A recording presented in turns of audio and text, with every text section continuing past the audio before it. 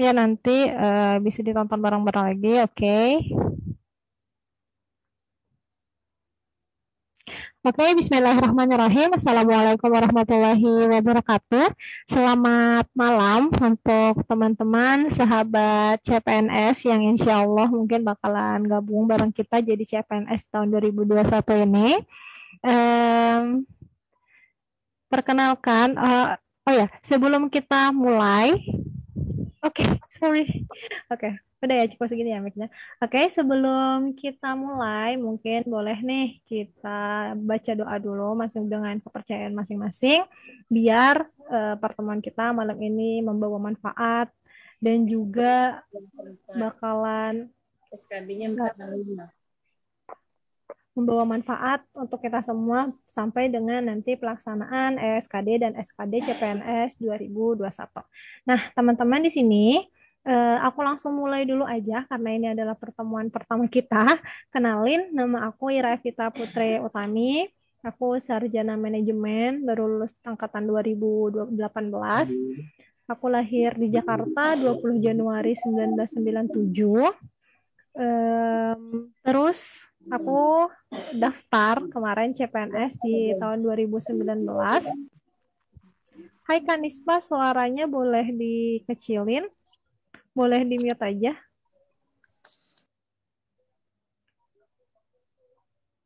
Terus kemarin di tes CPNS kan untuk sekarang ada 2 kali tes ya, ada ESKD sama ada ESKB.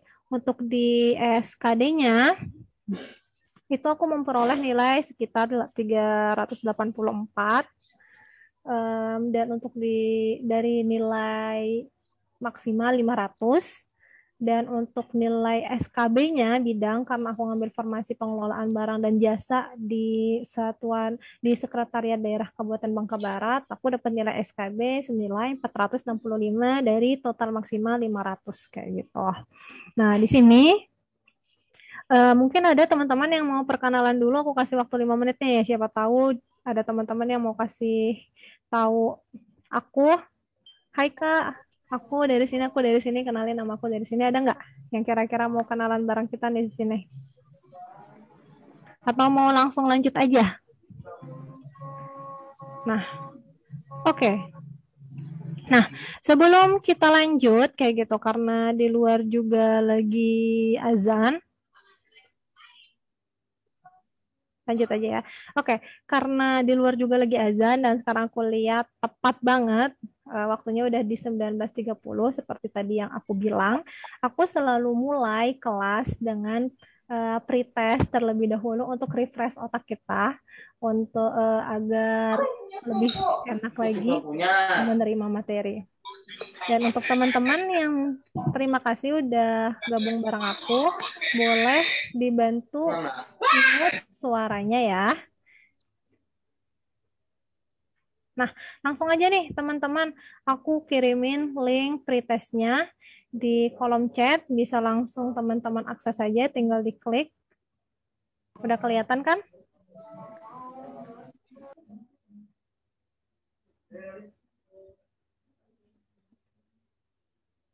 Aku juga bakal bantu kirim di Telegram kita.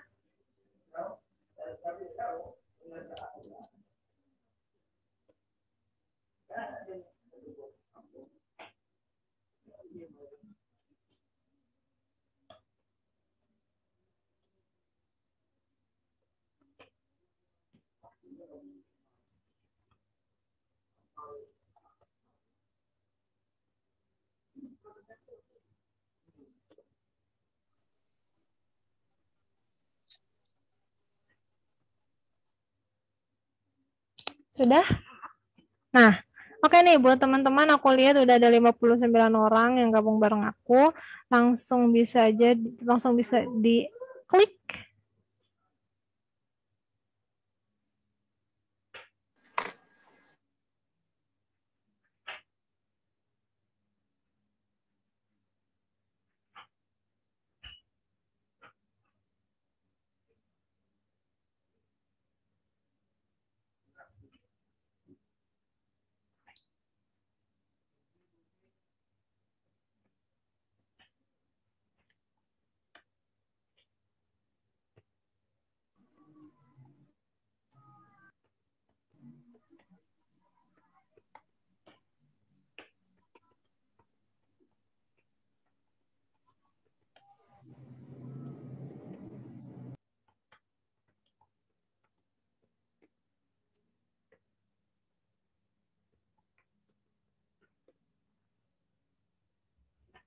Nah, gimana nih teman-teman yang udah klik?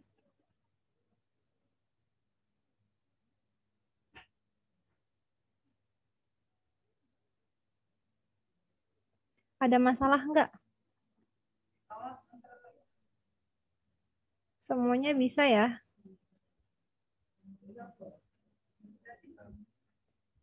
Oke, udah.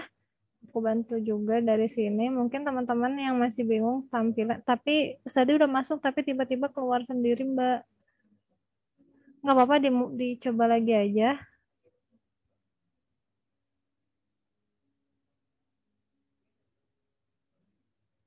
Bisa, bisa ya, bisa diakses ya.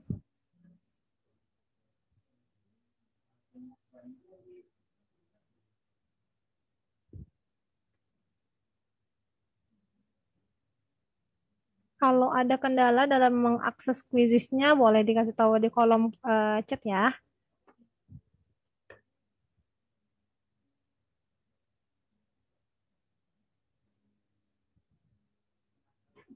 Iya, betul. Itu linknya. Bisa langsung diakses saja, teman-teman.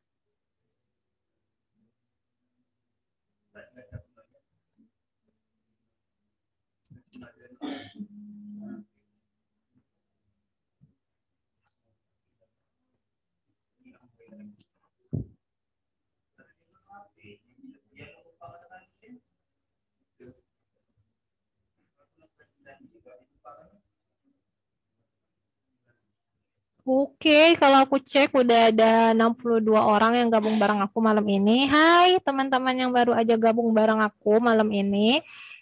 Aku kasih tahu kembali ya. Tadi aku udah mulai dengan perkenalan dan seperti biasa, setiap kali aku mulai kelas, aku selalu mulai dengan soal-soal pretest terlebih dahulu biar nge-refresh otak kita sebelum masuk ke dalam materi. Jadi, untuk teman-teman yang baru aja gabung, boleh nih langsung diklik aja link quizisnya buat akses pretestnya.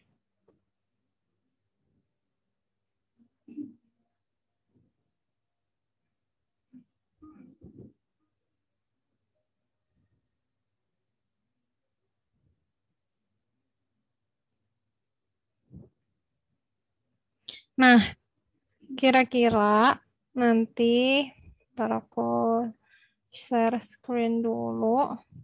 Nih, buat teman-teman yang mungkin, Kak, gimana sih cara akses quizisnya kurang dan lebih? Kayak gini nih, nanti bentuk tampilan quizisnya teman-teman. Aku udah sediain ini langsung. Iya, betul. Betul banget, Kak. Jadi, ini tuh seperti yang kita tahu ya, nanti kita waktu ngerjain SKD sama SKB-nya kan berlomba dengan waktu nih, harus ngerjain 100 soal dengan waktu cuma 2 jam doang. Jadi, aku udah bikin tes atau pretestnya sebanyak 10 soal di platformnya Quizizz yang dia itu pakai timer. Biar ini ngelatih teman-teman buat ngerjain soalnya di waktu kayak gitu, di timer kayak gitu. Jadi silakan dikerjain 10 soalnya dengan maksimal. Nah, untuk teman-teman yang mungkin baru aja kenal Quizizz atau belum pernah akses Quizizz, nah kurang dan lebih tampilannya kayak gini nih teman-teman. Salah satu soalnya kayak gini nih. Langsung nanti diakses saja, diklik linknya, terus nanti bakal muncul deh kayak gitu kayak gini.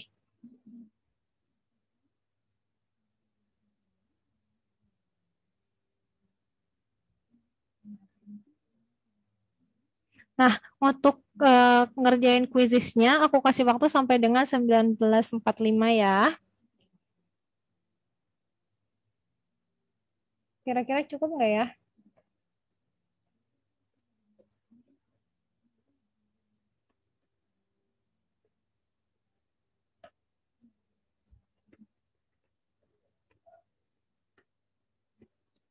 Iya betul, langsung aja dikerjain.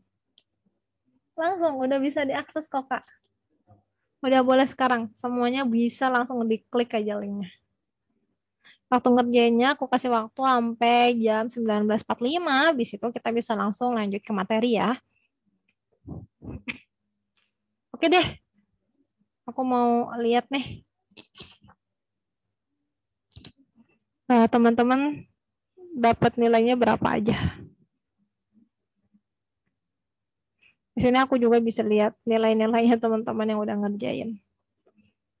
Emang sih kalau misalkan TKP itu beda ya sama kayak TWK.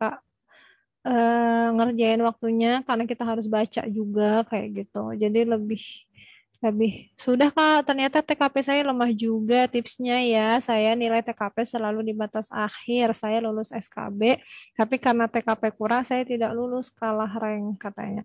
Oh, berarti ini kurang di passing grade ya Kak Desinya. Sudah selesai kuisnya. Kalau sudah selesai, oh ya buat teman-teman yang udah selesai kuisnya boleh infoin ke kita berapa aja nilai yang kakak dapat dari 10 soal, benar berapa nih kira-kira, biar kita bisa tahu bareng-bareng di sini. Oh ternyata emang harus dimaksimalin nih kayak gitu. Terutama kan nanti bakalan ada kisi-kisinya ya. Kita bakal bahas. Jadi boleh dong kasih tahu aku berapa nilai yang teman-teman dapetin. Wow, di sini banyak. Aku cuma bener 6, salah 2, betul 7. Wah, udah pada lumayan ya. Coba deh, aku cek dulu di reportnya di sini.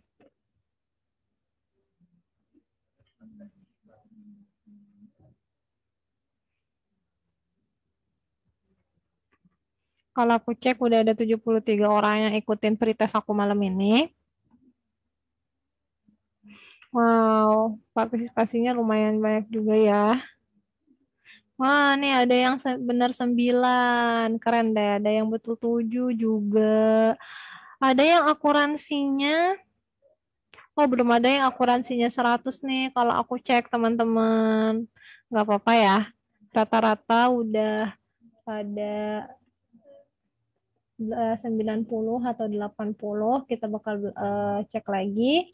Oh, oke. Udah ada yang akuransinya 100%.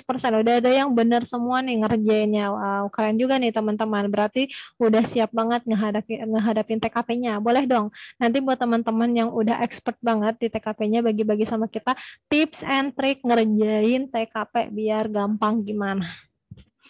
Kalau aku sih paling aku cuma bakal cerita tentang pengalaman aku kemarin ya ngerjain TKP-nya gimana. Oh, nggak apa-apa kakak-kakak. Oke sih, emang aku lihat juga masih banyak yang masih belum maksimal ya.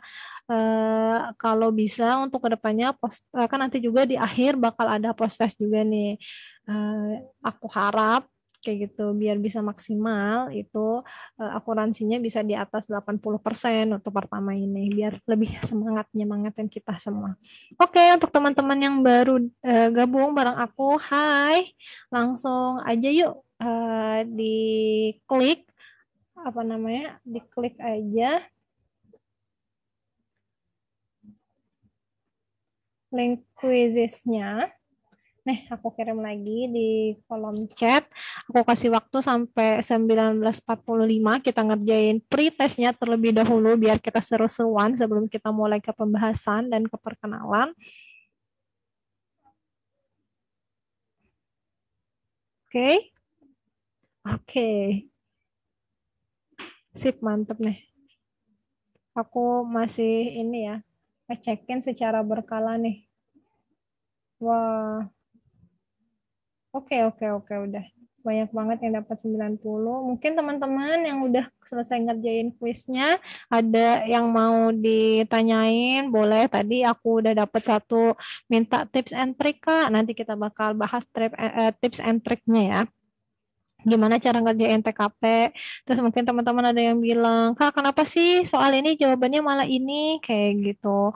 Oh, hai. Ada juga nih teman-teman kita yang benar semua. Congratulations ya kakak-kakak. Semoga semua bisa jadi motivasi buat teman-teman yang lain.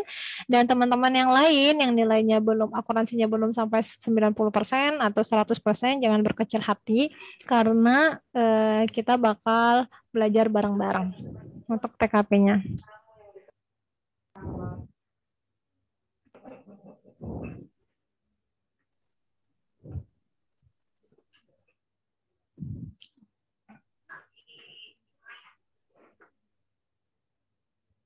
Dan ceritanya kakak yang PNS itu masih diperbantukan di tim COVID.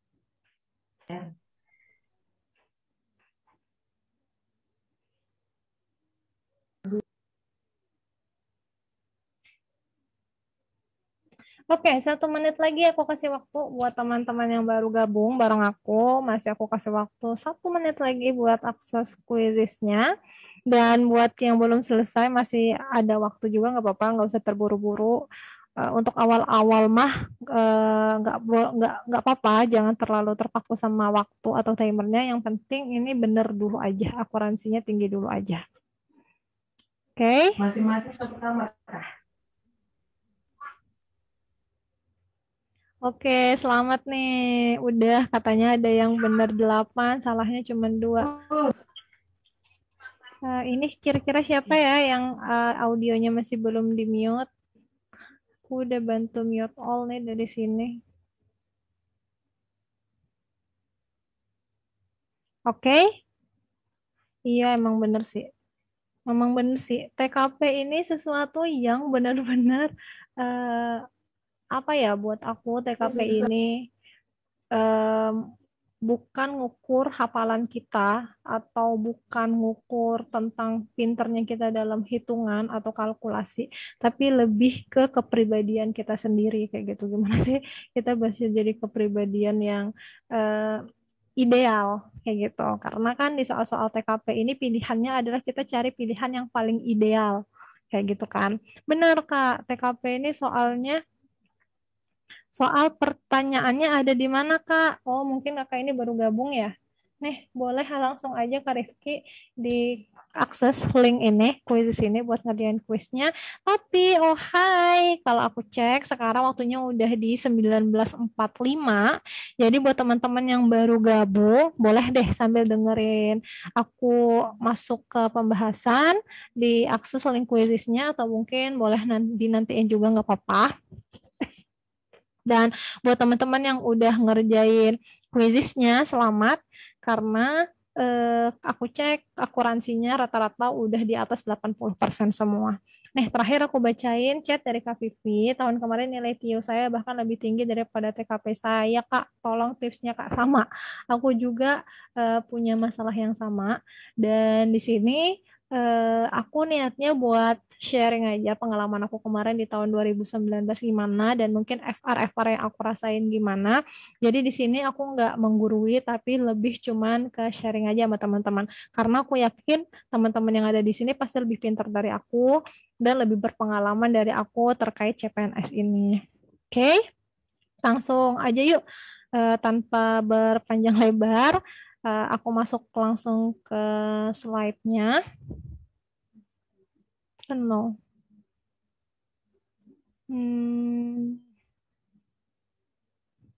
Oke. Oke, bismillahirrahmanirrahim. Hai teman-teman, bisa langsung yuk kita fokus dulu. Kita masuk ke materi, boleh ditinggalin dulu untuk kuisnya. Boleh bisa diakses setelah pertemuan ini selesai juga karena waktunya udah aku set lumayan lama untuk pretestnya. Jadi mungkin di sini teman-teman yang baru gabung, tadi aku di awal udah perkenalan sih kayak gitu, tapi mungkin boleh deh aku ulang lagi perkenalannya. Hai teman-teman semuanya, karena ini adalah pertemuan pertama kita di TKP Sahabat CPNS, aku kenalin dulu, nama aku Ira Evita Putri Utami, aku lahir di Jakarta 20 Januari 97. Aku lulus kuliah dengan sarjana manajemen di tahun 2018. Jadi di tahun 2019-nya aku baru bisa mulai ngambil formasi CPNS.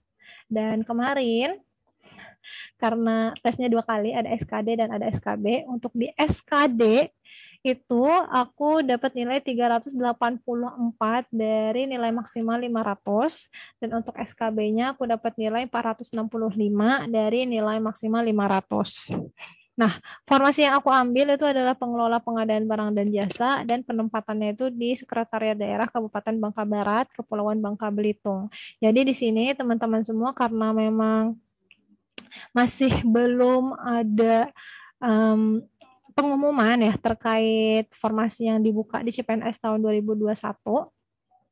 Jadi kita juga belum tahu formasi apa aja yang teman-teman berniat ambil kayak gitu. Jadi nggak apa-apa, kita bakal bahas dulu aja.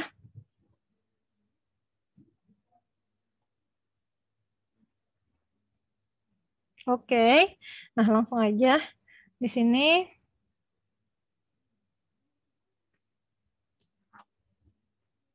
Oke. Nah, sebelum kita masuk ke pembahasan TKP-nya yang lebih khusus di sini, seperti yang pasti teman-teman di sini udah tahu dan pasti lo udah paham bahwa di SKD yang mungkin akan diselenggarakan di tahun ini, karena yang aku baca berita yang aku dengar kayak gitu, Maret ini adalah pengajuan formasinya ya. Kemudian April mungkin baru dibuka untuk administrasinya, tes seleksi administrasinya. Baru kemudian mungkin sekitar sebulan atau 2 bulan kemudian baru dibuka untuk seleksi kemampuan dasar. Nah, seperti yang teman-teman tahu, SKD atau seleksi kemampuan dasar ini ada 3 bagian.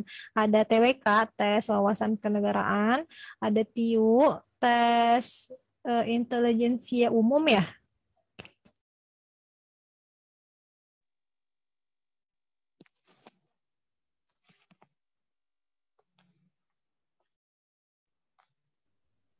Hai, suara aku terdengar dengan jelas nggak?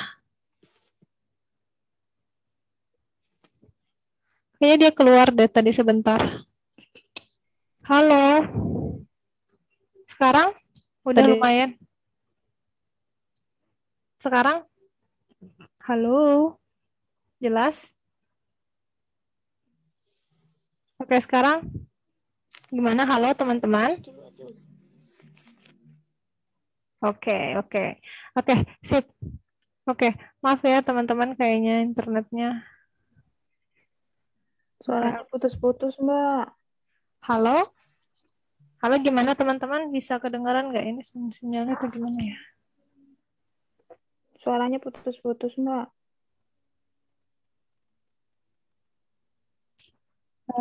Halo? Oke. Oke, bisa kita langsung lanjutin lagi aja ya. Aku masuk ke tadi ke Oke, kita lanjutin lagi. Nah, di sini seperti yang kita tahu TWK, TIU sama TKP itu totalnya ada 100 soal. Di sini itu adalah passing grade-nya untuk TWK umum minimal itu kita harus bisa dapetin 65 soal. Iya, teman-teman boleh dibantu dulu untuk mute. Di sini aku bantu unmute semua. Aku bantu mute semua. Oke, udah. Nah, kemudian untuk TIU, di sini tergantung formasi yang kita ambil karena kita belum tahu juga kan mau ngambil umum, cum laude, disabilitas, atau mungkin ada yang mau ngambil putra-putri Papua, dokter, atau bagian-bagian lainnya. Jadi TIU-nya itu tergantung dari formasi yang kita ambil. Oke. Hai Min Katul, boleh di teman-teman yang baru gabung boleh dibantu untuk unmute dulu ya suaranya. Aku udah bantu unmute semua di sini. Jadi kalau yang belum ke unmute boleh tolong kesadarannya untuk meng-unmute diri sendiri, meng-mute diri sendiri. Oke. Nah, lanjut lagi aja. Nah, terus di sini adalah total passing grade terendahnya kayak gitu. Untuk umum dia ada 271 dan itu tergantung ya, semuanya berbeda untuk formasi umum, cum laude, disabilitas, putra-putri Papua, dokter, dan formasi-formasi lainnya. Tapi teman-teman perlu diingat ini tuh adalah passing grade untuk CPNS di tahun 2019 dan kita juga belum tahu di sini sekarang ada atau enggak peraturan terbaru untuk yang CPNS 2021 apakah tetap akan menggunakan CPNS 2019 sama atau mungkin ada yang berbeda. kayak gitu. Tapi untuk sekarang kita cuma bisa berpegangan teguh, baru bisa berpegangan berpegangan dengan peraturan di CPNS 2019 kayak gitu. Nah, di sini tadi kan udah secara keseluruhan ada TKP, TIU sama TWK. Di sini khusus untuk TKP-nya berdasarkan Permenpan RB nomor 23 tahun 2019 tadi juga udah aku bahas kalau minimal poinnya itu adalah 126 poin. Sedangkan di TKP sendiri kan totalnya itu ada 35 soal nih. Ya enggak, dan dia enggak pakai salah atau benar pilihannya, tapi seperti yang mungkin teman-teman pahamin sebelumnya juga udah tahu kalau pilihan A, B, C, D, dan E semuanya mengandung poin yang menurun dari nilai maksimal 5 sampai dengan nilai minimalnya 1. Jadi biar kita bisa jadi kita udah bisa nargetin nih, kalaupun misalkan masih tetap pakai peraturan Permenpan RB nomor 23 tahun 2019 untuk CPNS 2021, kita udah bisa narget berapa sih soal yang harus bisa kita jawab untuk ngelebihin passing grade yang 126 poin. Nah, di sini juga 126 poin ini tuh passing grade-nya udah diturunin ya, dari yang sebelumnya tuh ada 143 di tahun sebelumnya, karena mungkin teman-teman juga yang udah berkali-kali nyoba tahu nih di tahun yang sebelumnya itu masalahnya memang ada di TKP. Jadi nilai-nilai TIU yang sebelumnya lumayan tinggi, tapi di nilai TKP-nya itu karena passing grade-nya juga ketinggian 143, jadi banyak yang gagal di TKP-nya kayak gitu. Terus, sesuai dengan isi penjelasan dalam Permenpan RB nomor 3 tahun 2019, total jumlah soal ujian dalam SKD CPNS itu semuanya TIU, TWK, sama TKP ada 100 butir soal. Rinciannya, TKP-nya ada 35 soal, TIU-nya 35 soal, dan TWK-nya 30 soal. Nah, terus tadi juga aku udah infoin kalau di TKP ini nggak ada jawaban salah benar, tapi diskor dari nilai terendah poinnya 1 sampai dengan poinnya ke-5, poin 5 kayak gitu. Jadi, kalau teman-teman bisa jawab nih semuanya 35 soalnya benar, pilihannya adalah nilai poin maksimal 5, berarti nilai maksimal untuk di TKP-nya udah nyumbangin 175 dari nilai sempurna 500 kalau bisa ngejawab 100 soal. Nah, artinya kayak gitu. Kalian sekurang-kurangnya harus dapat 5 skor 5 untuk jawab soal sebanyak 26 soal. Jadi dari 35 soal itu kalian harus benar dapat nilai maksimal 5 itu 26 soal. Jadi nilainya itu sekitar 130 soal 4 nilai di atas passing grade-nya 126 kayak gitu ya. Ini ingat sekali lagi ini adalah kisi-kisi dari yang tahun 2019. Nih, teman-teman ada nih yang juga bilang TKP-nya 141 waktu itu. Bener ya? Waktu itu kurang 3 dong berarti ya kalau misalnya pakai yang passing grade-nya 143 ya Kak Nurul. Emang kadang sedih sih kayak gitu. Tapi mungkin rezekinya teman-teman yang sebelumnya belum rezeki ada di tahun 2021.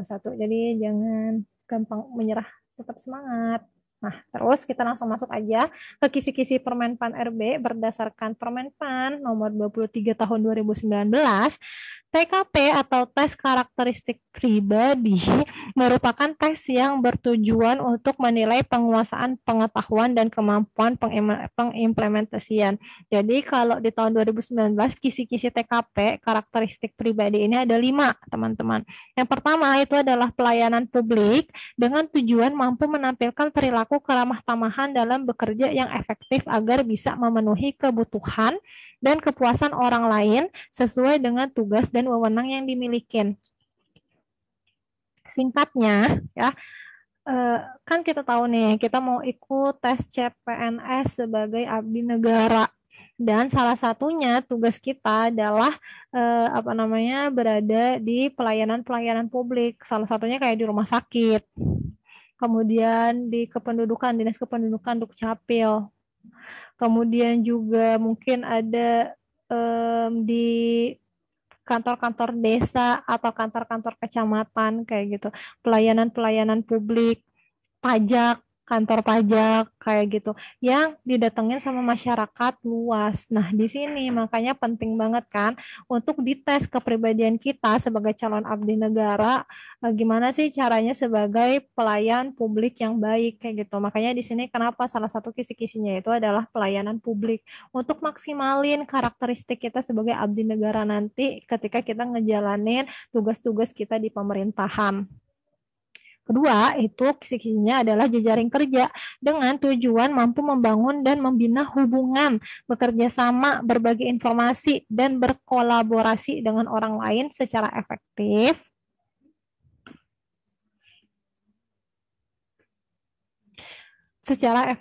Kayak gitu. Jadi yang jejaring kerja ini adalah gimana hubungan kita antar teman kerja kayak gitu. Karena sebagai abdi negara dan sebagai makhluk sosial kita nggak bisa sendiri-sendiri, egois, individual, tapi nanti kita harus bisa kerjasama sama teman-teman yang lain kayak gitu. Terus ada sosial budaya dengan tujuan mampu beradaptasi dan bekerja secara efektif dalam masyarakat majemuk, terdiri atas beragam agama, suku budaya, dan sebagainya. Tadi salah satunya karena kita makhluk sosial, dan mengingat bangsa Indonesia ini dari Sabang sampai Merauke banyak banget keberagamannya, jadi kita nggak cuman harus pintar kerja sama, tapi gimana caranya kita bisa adaptasi. Oh ya, salah satunya kalau misalkan teman-teman mau ngelamar formasi yang ada di kementerian atau di lembaga-lembaga pusat, yang di situ kan penempatannya bukan ditentuin sama diri kita sendiri, tapi dari orang pusatnya. Nah, di situ kan kita harus beradaptasi. Ada yang misalkan orang Sumatera kemudian ditempatin di Kalimantan ataupun sebaliknya kayak gitu. Ada yang di Jakarta kemudian ditempatin di Sulawesi dan sebaliknya. Nah, di sini makanya diasahlah karakteristik kepribadian kita. Makanya ada kisi-kisi sosial budaya kayak gitu. Terus ada teknologi informasi dan komunikasi dengan tujuan mampu memanfaatkan teknologi informasi secara efektif untuk meningkatkan kinerja.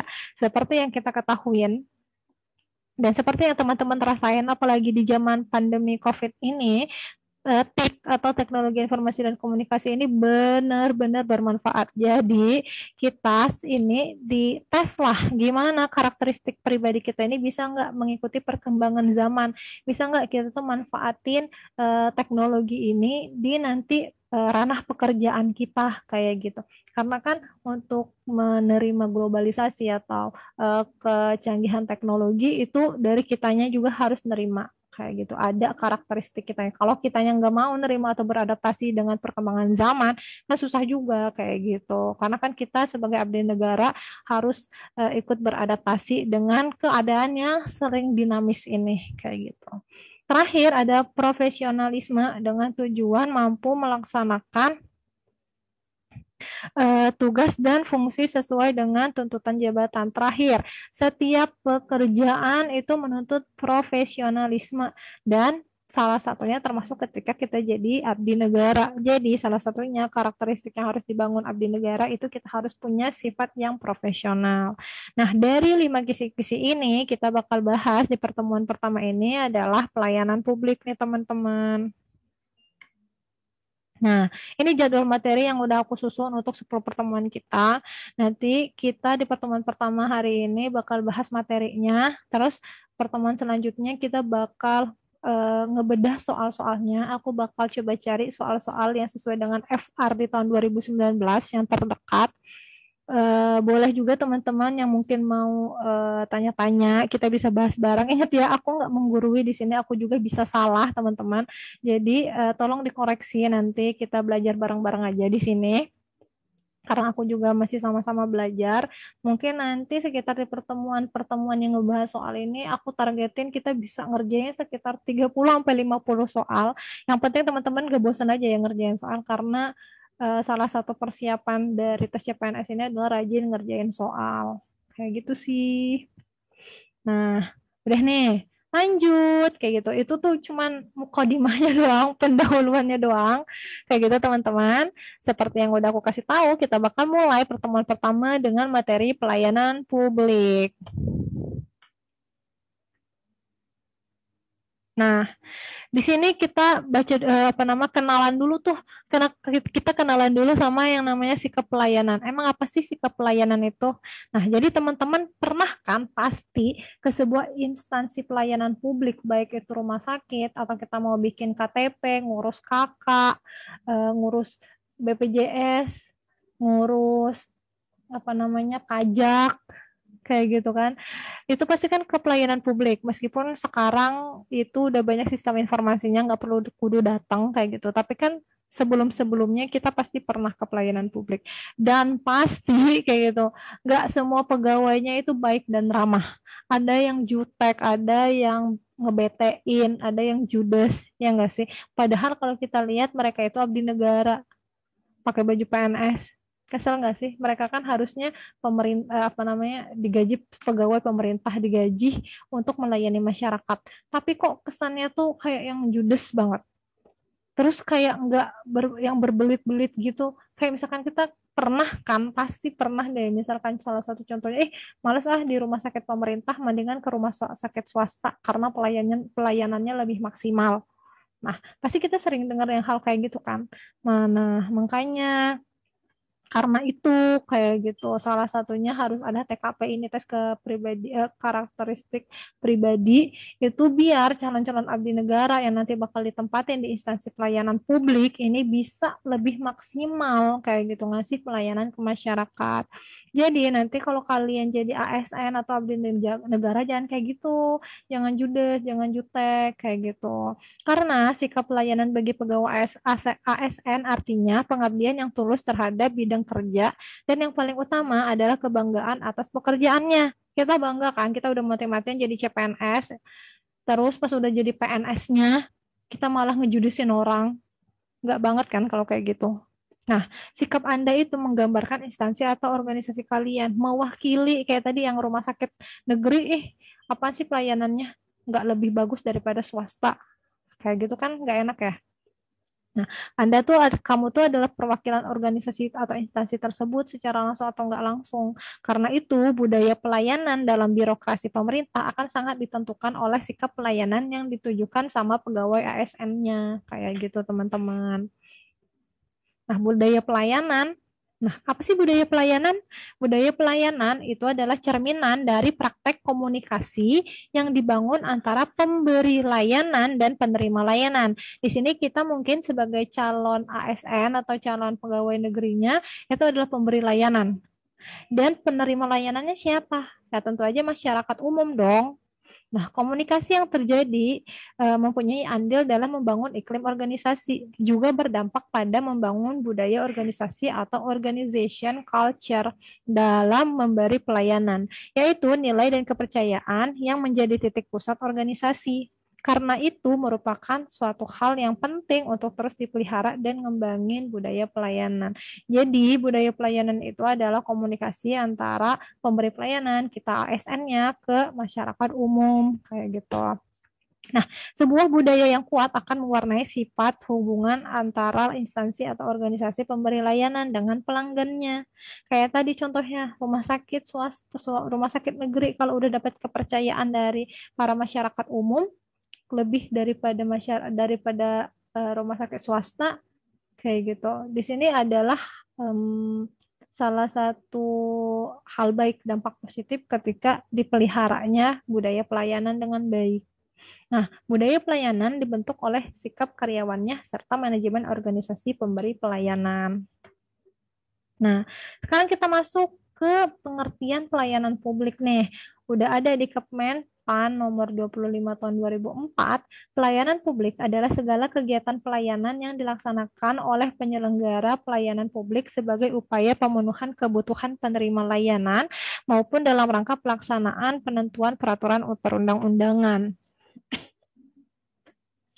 Kemudian kalau menurut Undang-Undang Nomor 25 Tahun 2009 tentang pelayanan publik adalah kegiatan atau kebutuhan pelayanan bagi setiap warga negara dan penduduk atas barang, jasa, dan atau pelayanan administratif yang disediakan oleh penyelenggara pelayanan publik. Nah, di sini kita lihat pengertiannya kalau pelayanan publik itu adalah kegiatan pelayanan yang disediain sama salah satunya adalah pemerintah kayak gitu untuk nanti dimanfaatin sama masyarakat umum. Nah, secara umum pelayanan publik adalah suatu kegiatan pelayanan yang dilakukan oleh pemberi pelayanan dalam memenuhi kebutuhan masyarakat yang harus disegerakan dan disosialisasikan secara terbuka. Ini harus digarisbawahi ya. Dalam pelayanan umum, dalam pelayanan publik itu ada yang harus digerakkan dan disosialisasikan secara terbuka. Nah, artinya di sini nggak boleh berbelit-belit, teman-teman. Harus benar-benar simple banget. Nah, PNS sudah tentu harus siap dengan pekerjaan yang bersifat pelayanan. Hal itu merupakan suatu bentuk pengabdian bagi negara, aspek orientasi pada pelayanan yang diujikan di tes TKP CPNS. Udah jelas kan? Kita udah tahu nih kenapa sih harus ada tes karakteristik pribadi di CPNS. Iya dong, karena kita mau ngebentukin karakteristik CPNS-nya yang nggak amburadul, yang nggak bobrok, yang benar-benar ideal kayak gitu, yang benar-benar dibutuhin sama masyarakat umum. Makanya harus ada TKP kayak gitu, untuk mengukur kesiapan dan kesigapan pada tugas pelayanan yang diberikan. Nah, seseorang yang berorientasi pada pelayanan akan tercermin dengan sikap selalu mendahulukan kepentingan umum daripada kepentingan pribadi, senang melayani terutama untuk kepentingan orang banyak, dan melayani dengan hati merupakan ibadah. Kayak salah satunya nanti di TWK kita bakal belajar, kalian bakal belajar tentang butir-butir pengamalan Pancasila. Nah, salah satunya di situ pasti bakal ada implementasi gimana kita mendahulukan kepentingan umum daripada kepentingan pribadi. Nah, kita belajar juga di TKP kayak gitu, di gimana ngebentuk karakteristik kita nggak individualisme, tapi kita bermanfaat karena kita abdi negara sekali lagi untuk masyarakat umum. Nah, di sini ada 3 unsur pelayanan publik. Yang pertama, organisasi penyelenggara pelayanan publik, instansi pemerintah tadi, rumah sakit, pajak, dinas-dinas, kecamatan, kelurahan. Yang kedua itu penerima layanan atau pelanggan, yaitu masyarakat atau organisasi yang berkepentingan, yaitu masyarakat umum. Kayak misalkan kita sakit, berobat ke rumah sakit, nah kita itu adalah penerima layanan. Kita mau bikin KTP, atau kita mau bikin SIM, atau kita mau bayar pajak STNK, nah kita itu adalah masyarakatnya. Nah, ketiga, kepuasan yang diberikan atau diterima oleh penerima layanan. Nah, kalau misalkan rumah sakit, terus ada masyarakat umumnya, ternyata masyarakat di rumah sakit itu puas pelanggannya. Nah, di sini kan jadi citra yang baik untuk rumah sakit tersebut. Jadi, dalam pelayanan publik itu benar-benar penting 3 ini. Organisasinya, yang dikasih pelayanan atau yang nerima pelayanan, sama kepuasan yang dirasain sama penerima layanan tersebut. Nah, sikap pelayanan publik di sini ada passionate, bergairah, semangat, antusias. Ketika kita ngelayan itu jangan lesu, jangan kayak ih males banget sih, apaan sih, jangan kayak gitu. Tapi kita harus semangat kayak gitu, antusias. Iya ibu, kenapa? Apa yang bisa kita bantu? Kayak gitu kan. Terus harus progresif, memakai cara yang terbaik atau termaju. Jangan kayak gitu aja. Tapi harus yang oh iya nih, sekarang caranya harus kayak gini, harus disesuaikan kayak gitu. Terus harus proaktif, antisipatif, proaktif dan tidak menunggu. Jadi kita jangan nunggu orang yang nanya. Kalau perlu kita lihat ibu itu, misalkan ada ibu-ibu bingung, celingak, malu bertanya sesat di jalan, kemudian ya udah kita biarin aja. Ya harusnya kita nanya lah, kita sebagai front office nih mungkin salah satunya. Ya ibu kenapa, ada yang bisa dibantu nggak bu? Kayak gitu. Positif, tanpa curiga dan kekhawatiran. Jangan suzon, jangan netting kayak gitu. Passion, itu punya rasa atau punya rasa kesabaran, harus sabar kayak gitu. Kalau ada pelanggan yang marah-marah dan nggak puas sama pelayanan di instansi kita, jangan gampang emosian. Proporsional, tidak mengada-ngada, harus sesuai sama peraturan yang ada di instansi kita. Terus fungsional, itu tepat waktu. Nah, 8 prinsip pelayanan publik. Yang pertama, ada kepastian hukum. Dimaksudkan adanya peraturan perundang-undangan yang menjamin terselenggaranya pelayanan publik sesuai dengan kebutuhan dan rasa keadilan masyarakat. Artinya, ketika kita melakukan pelayanan publik, setiap instansi pasti punya dasar hukumnya. Ketika kita ada SOP-nya, ketika kita menyelenggarai pelayanan publik. Malahan, kalau kita nggak maksimal melaksanakan pelayanan publik, nggak sesuai sama SOP-nya, kayak gitu. Jadi nggak sesuai lah dengan prinsip pelayanan publiknya, kayak gitu. Yang kedua, ada keterbukaan. Dimaksudkan bahwa setiap penerima pelayanan dapat dengan mudah mengakses dan memperoleh informasi mengenai layanan yang diinginkan. Salah satu contohnya sekarang udah banyak sistem informasi ya, banyak bisa diakses dan kita harus terbuka. Jangan apa-apa ditutup-tutupin, malah itu bikin masyarakat suzon ke kita, netting ke kita. Partisipatif dimaksud untuk mendorong peran serta masyarakat dalam penyelenggaraan pelayanan publik dengan memperhatikan aspirasi, kebutuhan, dan harapan masyarakat. Kayak misalkan contohnya ada kotak aspirasi kayak gitu. Misalkan di rumah sakit ada nih kotak saran dan masukan kayak gitu. Nah, ini salah satu dari pelaksanaan yang partisipatif ini. Kayak salah satu contohnya ya bukan di instansi aku, kayak misalkan aku pengelola pengadaan barang dan jasa yang lembaga yang menaungi kita tuh adalah LKPP. Nah, LKPP ini bikin suatu sistem informasi whistleblowing untuk menerima aspirasi dari masyarakat. Kalau ada yang mau ngadu nih, kayaknya ya si ini tuh korupsi deh kayak gitu. Nah, itu udah disediain. Nah, salah satunya kayak gitu. Jadi bentuknya nggak cuma surat kotak suara yang harus ditulis, tapi bisa juga misalkan lewat Google Drive atau misalkan apa kayak gitu. Akuntabilitas dimaksudkan bahwa proses penyelenggaraan pelayanan publik harus dapat dipertanggungjawabkan sesuai dengan ketentuan peraturan perundang-undangan tadi. Sama kayak yang pertama, itu ada dasar hukumnya. Ketika kita ngelakuin pelayanan publik, itu juga pasti kita menggunakan uang negara dan harus ada pertanggungjawabannya secara akuntabilitas kayak gitu. Jangan sampai-sampai kita ngabisin dana segini dengan tujuan pelayanan publik tapi nggak ada LPJ-nya atau laporan pertanggungjawabannya. Jadi harus ada juga nih pertanggungjawaban setelah kita melakukan pelayanan publik itu. Kepentingan umum dimaksudkan bahwa dalam pemberian pelayanan publik tidak boleh mengutamakan kepentingan pribadi dan atau golongan. Kita front office di rumah sakit kayak gitu. Terus antrian panjang dan kita ngedahuluin keluarga kita atau sahabat kita atau pacar kita atau pasangan kita yang ternyata mendahului antrian yang panjang tersebut. Nah, di sini berarti kita nggak menerapkan prinsip kepentingan umum kayak gitu. Jangan mementingkan kepentingan golongan atau keluarga kita sendiri. Ada profesionalisme. Dimaksud bahwa aparat penyelenggara pelayanan harus memiliki kompetensi yang sesuai dengan bidang tugasnya. Jadi kita juga kayak misalkan kita di instansi rumah sakit ya harus sesuai formasi tersebut dengan kualifikasi pendidikan kita, dengan sertifikasi kita, dengan kemampuan kita. Jadi jangan misalkan aku nih misalkan aku sarjana manajemen, kemudian disuruhnya malah jadi apoteker. Itu tetot banget kayak gitu. Terus kesamaan hak dimaksudkan bahwa dalam pemberian pelayanan publik tidak diskriminatif dalam arti tidak membedakan suku, ras, agama, golongan, gender, dan status ekonomi. Jangan diskriminatif teman-teman kayak gitu. Jadi semuanya punya kesamaan hak kayak gitu. Jadi jangan dia tuh beda agamanya sama aku. Dia tuh orang kecamatan desa sebelah, aku nggak mau ngelayanin dia, kamu aja. Oh, itu nggak boleh kayak gitu ya. Keseimbangan hak dan kewajiban dimaksudkan bahwa dalam pemenuhan hak harus sebanding dengan kewajiban yang harus dilaksanakan baik oleh pemberi atau maupun penerima layanan. Jadi kita harus tahu nih hak dan kewajiban dari kita sebagai pelayan publik dan hak kita sebagai pelayan publik. Jangan kita mau haknya aja. Salah satunya kita udah digaji loh sama pemerintah. Ada gaji pokoknya, ada tunjangan kinerjanya, ada uang lauk pauknya, kita udah dijamin tunjangan hari tuanya, kesehatannya, BPJS-nya. Tapi kita malah nggak kerja dengan baik, kita nggak tahu kewajiban kita sebagai pelaksana pelayanan publik, kita malah malas-malesan, makan gaji buta, kayak gitu kan, itu nggak banget ya teman-teman.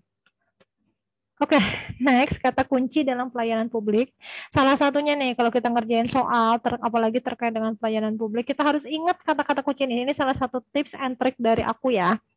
Kayak misalkan kita baca suatu soal TKP, terus kita harus berpikir untuk menjawabnya ini, kita harus berada di posisi yang bersikap baik. Gimana jawaban kita itu ada kandungan baiknya, ada sopannya, ada ramahnya, nggak ada yang nggak mudah marahnya, ada yang nggak mudah keselnya, yang sabar, yang peduli, yang cepat tanggap sama yang tepat waktu. Jadi kalau ada jawaban lainnya, mungkin ini soal tentang pelayanan publik. Ternyata dari pilihan A, B, C, D, E ada yang dileha-lehain, diribet-ribetin, ada yang gampang marahnya di pilihan itu ya. Terus ada yang nggak sopannya, ada yang mentingin kepentingan sendiri. Nah itu udah jelas poinnya nggak mungkin maksimal 5. Jadi poin maksimal 5 ketika kita jawab TKP adalah yang paling ideal. Jadi tempatkan kita sebagai manusia ideal ketika kita ngerjain TKP. Itu yang pertama, itu salah satu tips and triknya ngerjain TKP ya teman-teman. Terus bekerja tuntas, berani ngambil sikap, tidak ngebedain golongan tertentu atau adil, dapat memberi solusi, memahami prosedur, syarat, ketentuan, kejelasan informasi lainnya terkait pelayanan. Kata-kata kunci ini bakal beda nih di setiap di 5 kisi-kisi yang tadi di TKP itu. Terus atensi, kasih perhatian kayak gitu. Senyum, salam, tolong, maaf, terima kasih. Ingat kalau misalkan di pilihan itu ada kata maafnya, ada kata terima kasihnya kayak gitu. Mungkin itu bisa jadi salah satu indikator, oh ini pilihan ini nilainya 5 kayak gitu. Nih, tips ngerjain soal saat tes. Yang pertama, apalagi dari sekarang niatnya dilurusin, minta restu orang tua, istri, suami, anak, pasangan, kayak gitu.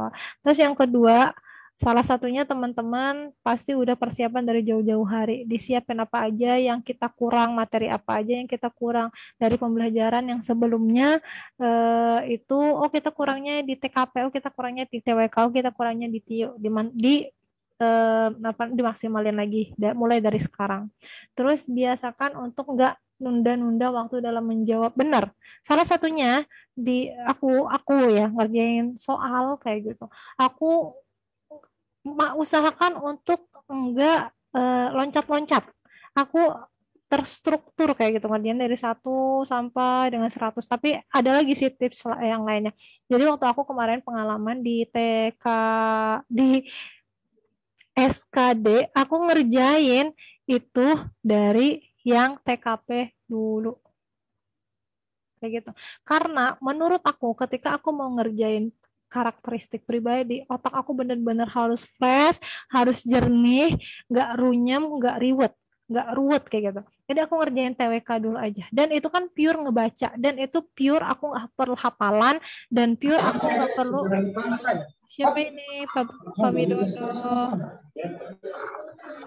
Siapa ini?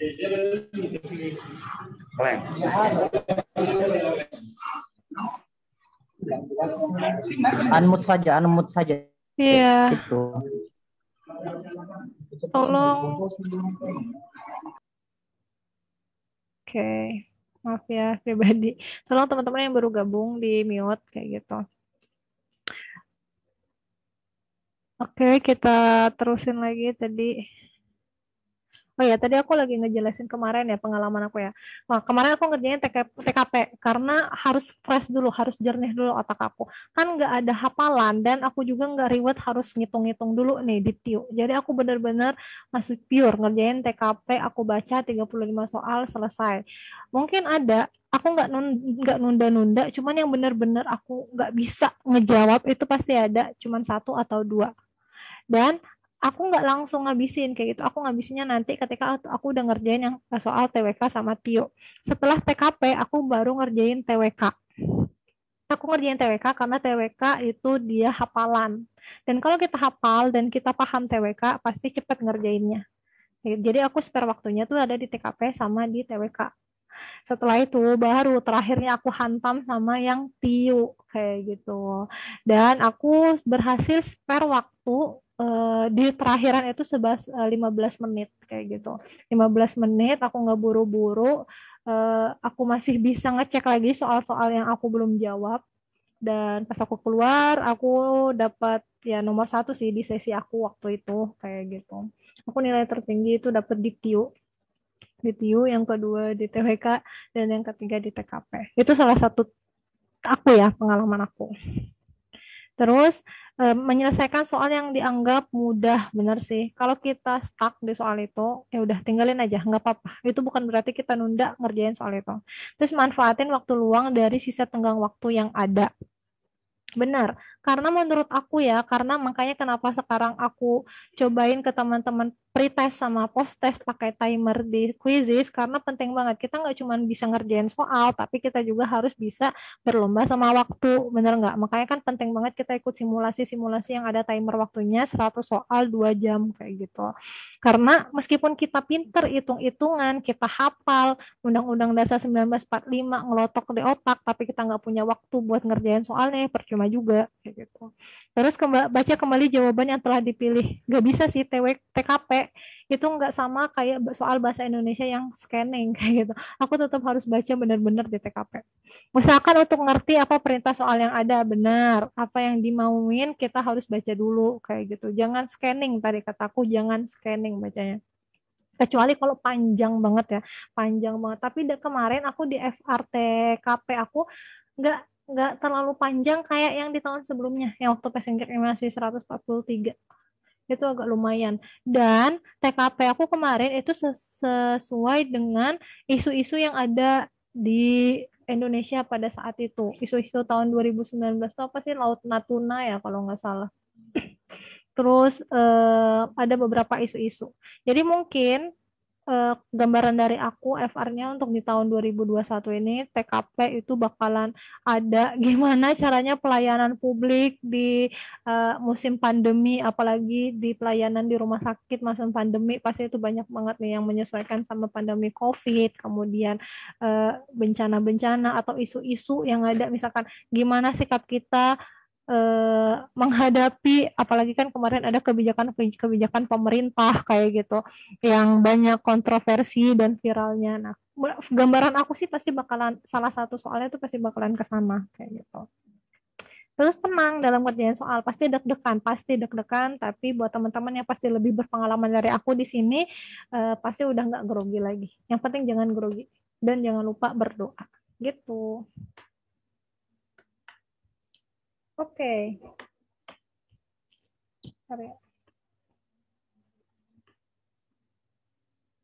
Oh ya, nah udah materinya sampai sini aja dan kita punya waktu 30 menit buat ngejawabin soal yang udah aku siapin. Aku udah nyiapin 20 soal buat kita bahas bareng-bareng malam ini. Dan kalau ada spare waktu lagi nanti baru kita ngobrol-ngobrol di akhir ya, atau mungkin ada sesi tanya jawabnya. Nah, kita ngerjain soal bareng kuy. Oh ya, perlu diingat ya sebelum ngerjain soal di pelayanan publik, aspek yang diperhatikan pada soal jenis pelayanan publik adalah bisa memilih jawaban yang menunjukkan sikap yang baik, sopan, ramah, tidak mudah marah, tidak mudah kesal, peduli, dan sabar dalam melaksanaan pelayanan publik secara efektif. Pada aspek ini, peserta dituntut untuk bisa memilih jawaban yang menunjukkan sikap adil, cepat tanggap, memahami prosedur, syarat, ketentuan, dan kejelasan informasi penting lainnya terkait pelayanan, sehingga bisa memenuhi kebutuhan dan kepuasan publik sebagai penerima layanan sesuai dengan tugas dan wewenang yang dimiliki. Kak mau tanya, waktu itu kakak lebih banyak melakukan latihan soal atau memahami konsep dahulu? Cara aku belajar adalah aku belajarnya per bagian. Kayak misalkan kemarin aku belajarnya, aku misalkan ya TKP dulu. TKP aku lihat kisi-kisinya pelayanan publik nih. Pelayanan publik ini aku klotokin dulu. Aku cari soalnya sampai 100 soal. Ketika aku benar-benar, oh ya, aku udah bisa nih di pelayanan publik. Baru kemudian aku lanjut lagi ke kisi-kisi yang lainnya. Itu kalau TKP ya. Tapi pertama kali ya aku belajar pas persiapan CPNS kemarin adalah di TIU kayak gitu. Karena menurut aku TIU bahasanya banyak banget dan aku harus pinter buat hitungan kayak gitu. Jadi aku benar-benar belajar dulu yang TIU. Misalkan aku belajar yang figural dulu nih. yang gambar-gambar. Aku jawab setelah aku pahamin konsepnya, aku tahu gimana tips and triknya, rumus-rumusnya gimana, baru aku cari misalkan 100 soal. Zrat, aku cari 100 soal. Habis itu, oh ya aku udah ngelotok nih 100 soal ini figural. Baru aku cari yang lain, misalkan yang numeriknya kayak gitu. Terus aritmatikanya, terus yang lainnya. Nanti kalau misalkan TIU, aku udah ngelotok, baru aku pindah ke TWK. Aku kemarin belajarnya TIU, TWK, baru TKP. Itu urutan aku belajar ya. TIU aku udah selesai, semua aku bahas, baru aku TWK. TWK ini kan yang paling penting di TWK itu aku ngapalin 45 butir Pancasila, dan itu emang benar-benar keluar FR-nya banyak banget, 45 butir Pancasila sama Undang-Undang Dasar 1945. Yang lain tuh kayak sejarah-sejarah itu malah soal yang aku dapat di TWK dikit banget. Lebih banyaknya di 45 butir Pancasila. Itu FR aku ya.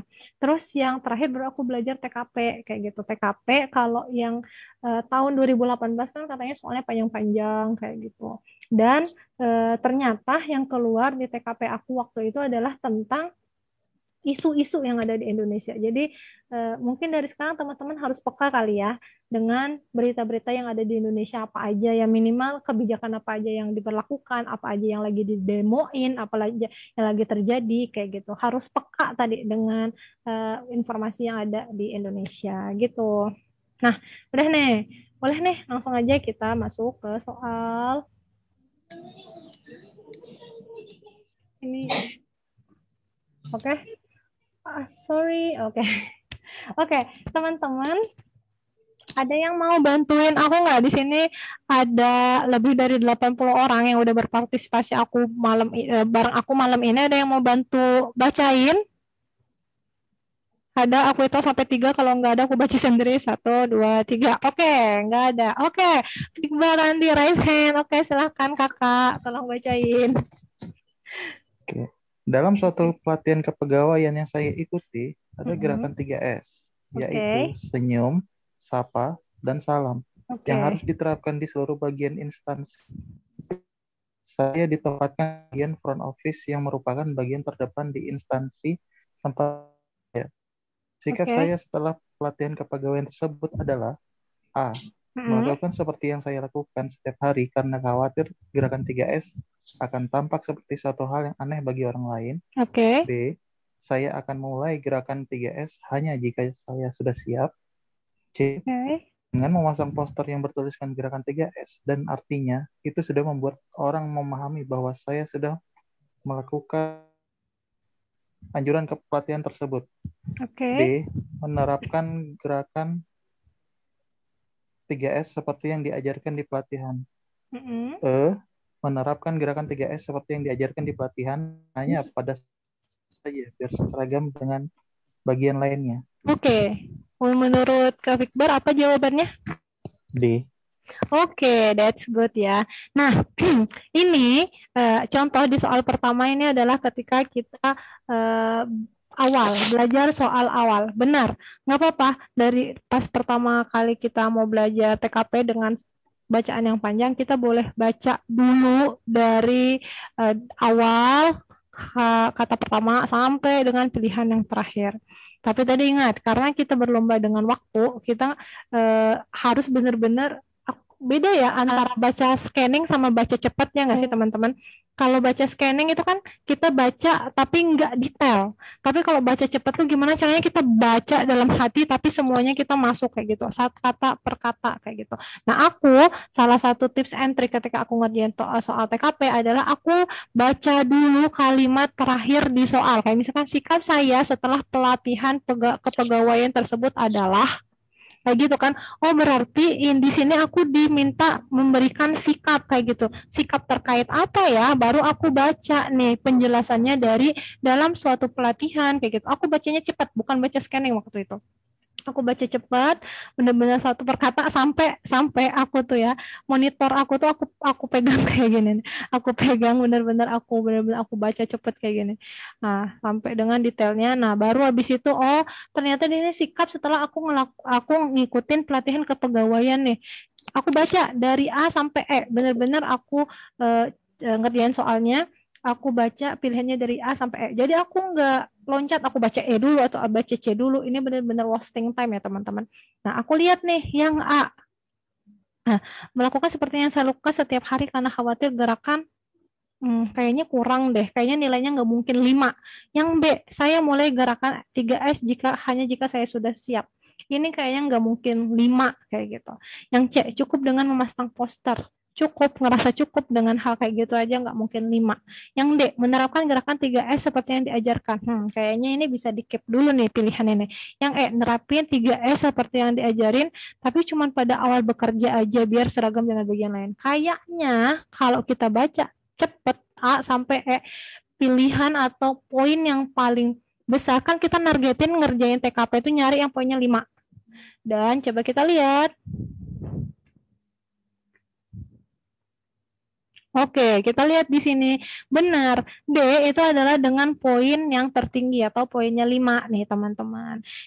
Jadi ketika kita udah ngikutin pelatihan kayak gitu kan harusnya, apalagi nanti kalau kita udah jadi CPNS kita ngikutin banyak diklat, harusnya diklat atau pelatihan atau sertifikasi itu bisa kita implementasiin dong di pelayanan publik kita, di instansi kita kayak gitu. Jadi kita juga harus maksimal ya enggak. Jadi enggak cuman di awal pas kerja aja kayak misalkan jawaban E, makanya poinnya 4. Atau enggak cuman yang kayak yang di C aja, enggak cukup dengan memasang poster. Mungkin ada usahanya tapi enggak hanya cukup segitu aja, makanya nilai yang C cuma 3. Atau saya mulai 3S ketika udah siap lah. Kapan siapnya? Nunggu siap. Kan udah dikasih pelatihan, harusnya langsung diterapin, makanya poinnya cuma 2. Terus yang poin jawaban A itu cuma 1 nih. Kenapa cuma 1? Karena dilakuin tiap hari karena khawatir 3S akan tampak seperti suatu hal yang aneh bagi orang lain. Ini pasti nilainya cuma 1 karena dia udah pesimis duluan kayak gitu. Sampai sini semoga bisa dipahamin bareng-bareng ya teman-teman. Lanjut lagi yang kedua. Yang kedua aku minta tolong bacainnya per 5 soal ya, biar cepat juga mengingat waktu. Saat bertugas di bagian pelayanan, sikap saya, kita mulai dari kalimat terakhir. Sikap saya terkait apa nih? Saat bertugas di bagian pelayanan, saya ditempatkan di loket pengaduan konsumen yang terletak di lantai 1. Suatu hari datang konsumen yang merupakan difabel atau cacat, meminta tolong untuk dibantu dalam proses kepengurusan administrasi tempat letak loket kepengurusan tersebut ada di lantai 2. Sikap saya ketika saya lagi jaga di lantai 1, terus ada orang cacat yang ada keperluan di lantai 2. Kira-kira kita harus ngapain ya? Kita pilih yang A. Coba kita lihat. Ngarahin konsumen ke loket lainnya dengan melihat bahwa penjaga loket yang lain merupakan rekan saya, waktunya lebih luang. Oke. Mulai dari kita keep. Kenapa kita keep? Karena kita juga kan punya tanggung jawab nih di loket kita. Yang B, ngarahin konsumen ke satpam karena satpam lebih mudah diminta bantuan. A sama B sama nih kayaknya jawabannya. Tapi boleh deh kita keep dulu ya. Tapi kayaknya kita belum tahu nih 5 atau enggak. Yang C, ngarahin konsumen ke loket yang seharusnya, yaitu loket administrasi yang berada di lantai 2. Semua itu sudah sesuai dengan aturan yang diberlakukan. Oke, kira-kira di sini maksimal nggak ya kalau aku ngelakuin yang C? Yang D, memberi saran ke konsumen bahwa sebaiknya dia membawa rekan atau saudara yang bisa membantu keperluannya karena perlu diingat bahwa dia difabel. Ya ampun, yang C itu adalah hal yang nggak bakal aku pilih. Kenapa? Karena dia udah datang nih orang difabelnya. Masa kita suruh pulang lagi buat ngebawa rekan atau saudaranya? Mungkin itu sebagai masukan, tapi nggak harus pulang lagi Pak kayak gitu, jangan kayak gitu, tapi cuma saran kayak gitu. Yang E, cari rekan pengganti untuk loketnya saya jaga, kemudian membantu konsumen untuk kepengurusan administrasi menuju lantai 2. Kira-kira apa nih teman-teman tadi? Ingat, kita itu pelayanan loh, gimana caranya kita bikin pelanggan kita puas, tapi kita juga nggak ngabain tanggung jawab kita. Dan banyak yang jawab ayo kita lihat runtutan poinnya. Oke, exactly, bener banget ya. Yang E adalah jawabannya. Tadi bener kan, yang D itu bener-bener enggak banget deh. Kita ngasih saran, orang udah datang kita suruh minta saudaranya. Kita nggak bertanggung jawab banget untuk pilihan yang D. Kemudian untuk pilihan yang C dengan poin 2, kita ngarahin konsumen yang seharusnya ke administrasi ini terlalu benar, boleh ngikutin aturan, emang harus ngikutin aturan, tapi kan harus fleksibel juga. Gimana caranya kita bikin konsumen puas sama pelayanan kita. Yang nomor 3, ngarahin konsumen ke satpam karena lebih mudah dimintain bantuan. Tapi kan satpam juga punya apa namanya tanggung jawabnya sendiri, dan satpam juga belum tentu tahu apa yang diminta sama difabel, nggak kayak satpam yang kalau di bank ya yang tahu dan udah dikasih pembekalan kayak gitu. Tapi kan nggak semua satpam tahu kayak gitu, mereka cuma tahu jaga keamanan aja. Terus yang keempat, ngarahin konsumen ke loket lainnya dengan melihat bahwa penjaga loket yang merupakan kerjasama. Jadi kita lihat nih, misalkan loket kita antriannya penuh, nggak mungkin dong kita nggak tanggung jawab kayak gitu. Gimana caranya? Yang pertama, kita bisa lihat, oh iya ada teman kita yang nganggur, kita minta tolong untuk rekan kita bawain teman kita. Makanya kenapa nilainya 4. Atau karena kita mau benar-benar memuaskan orang ini kayak gitu, mungkin kan bapak atau ibu ini udah curhat nih sama kita kan, apa namanya ini gimana ya Bu, oh iya ternyata ibu ini harus ngurusnya di lantai 2 nih. Nah kita kan butuh waktu buat ngejelasin lagi ke teman kita yang lainnya, makanya kita bantu buat ya udah saya antar Bu ke atas kayak gitu. Tapi kita tetap minta teman kita untuk ngejaga loket kita kayak gitu. Tolong dong ambil alih dulu punya aku sebentar misalkan kayak gitu, biar aku mau nganterin bapak ini dulu, biar bapaknya lebih puas dan juga emang lebih simple kayak gitu, nggak harus ngejelasin berkali-kali gitu. Jadi jawaban yang lebih tepat maksimalnya E. Tapi kalau teman-teman jawab A juga nggak apa-apa karena mendekati poin sempurna. Maaf ya, aku ngerjainnya nggak kayak, aku ngejelasinnya nggak kayak anak SD yang sedikit-sedikit gitu kan. Tolong kasih tahu aku kalau aku terlalu terbelit-belit ya. Kayak misalkan, langsung aja jawabannya Kak, kayak gitu. Biar cepet kayak gitu. Kasih tahu aku aja ya. Tolong kasih aku saran dan masukan kalian. Langsung aja kita masuk ke soal ketiga. Anda merupakan seorang pelayan. Nah, kita lihat lagi ya, yang terakhir. Kalimat perintahnya, sikap Anda. Sikap Anda terkait apa nih? Coba kita lihat. Anda merupakan seorang pelayan pada sebuah restoran. Oh, ceritanya kita restoran. Suatu hari tertentu datang seorang tamu bersama dengan keluarganya untuk makan di restoran tempat Anda bekerja. Pada saat menu sudah dihidangkan di atas meja dan mulai dinikmati oleh tamu tersebut, dia memanggil Anda dan komplain jika tadi dia minta agar menu yang dia pesan dibuat tidak pedas sama sekali. Namun masakan yang disajikan malah pedas. Oh, ini artinya pelanggannya komplain. Ketika kita baca soal di otak kita, ini salah satunya lagi tips and triknya, kita harus bikin kayak kesimpulan gitu loh. Kita bikin gambaran terkait, kita pahami nih ini tuh kondisinya gimana sih. Teman-teman ini tolong jangan dicoret-coret.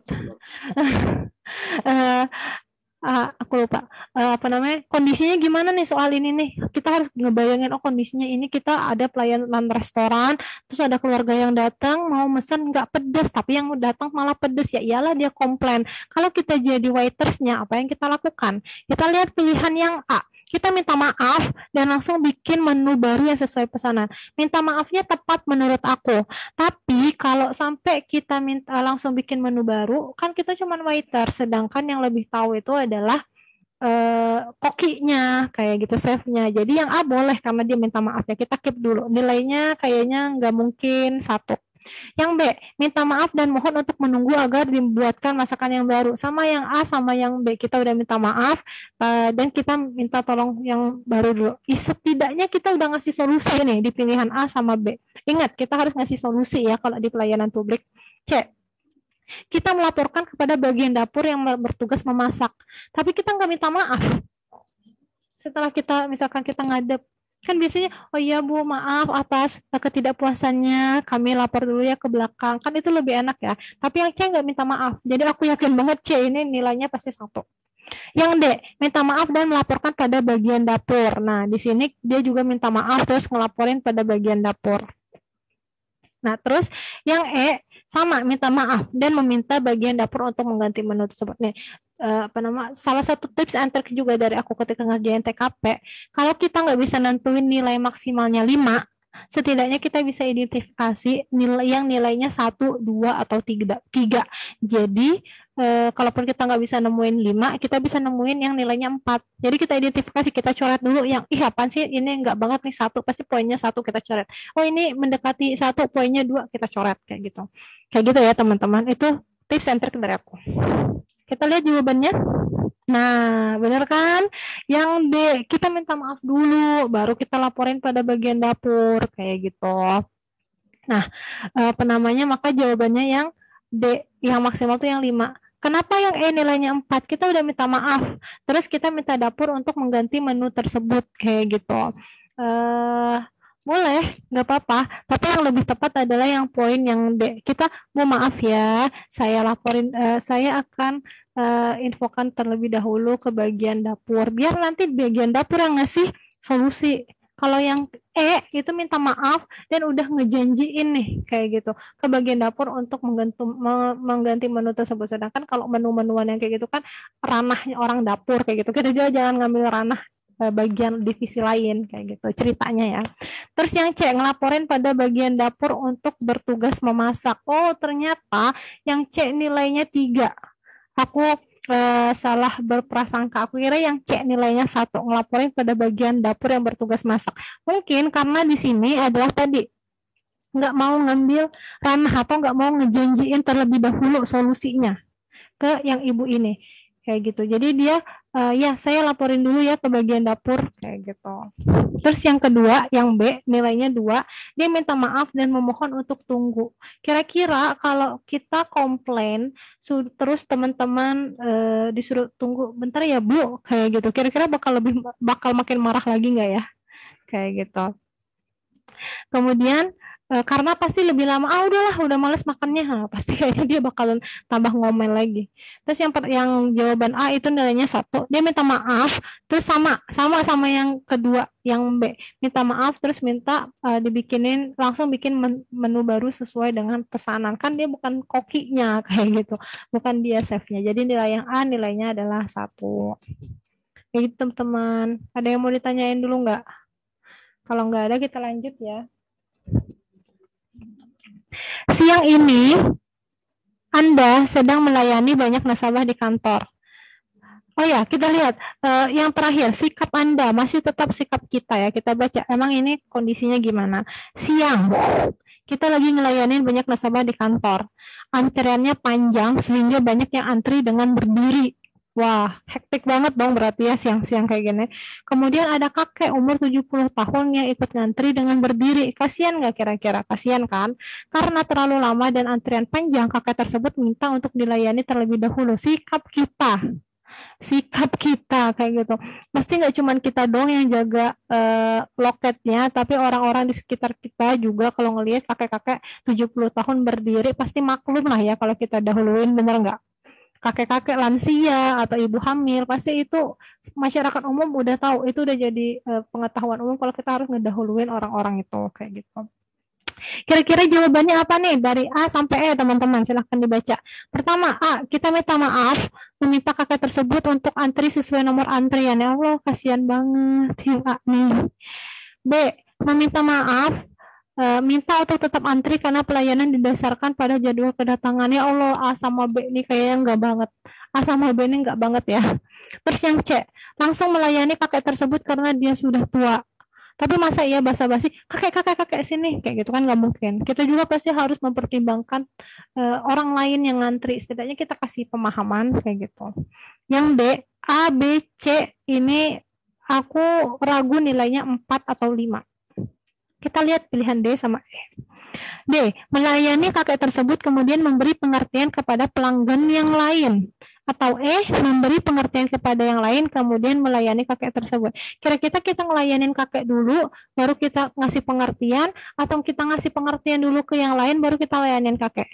Kalau kata aku sih yang E, karena oh iya Bapak Ibu maaf ya karena ini ada lansia, saya dahulukan terlebih dahulu, ayo kayak kemari kayak gitu, apa yang bisa saya bantu, kan setidaknya sikap kita kayak gitu kan, realistisnya kayak gitu. Coba kita lihat jawabannya nomor 4 apa nih kira-kira. Oh wow, bener ya, ternyata jawaban nomor 4 itu adalah E, yang maksimalnya E. Jadi kita ngasih pengertian dulu nih, Ibu Bapak maaf kayak gitu. Karena ini lansia 70 tahun udah lama berdiri, saya dahulukan ya, kayak gitu. Baru kemudian yang nilai poin 4-nya itu D, tadi kita layanin dulu, baru kita kasih pengertian. Kalau ada yang nanya, kenapa kakak itu duluan? Maaf Bu, tolong lihat, kakaknya udah 70 tahun, kan kayak gitu kan realistisnya ya. Terus yang C, langsung melayani kakek tersebut karena dia sudah tua, nilainya 3 loh.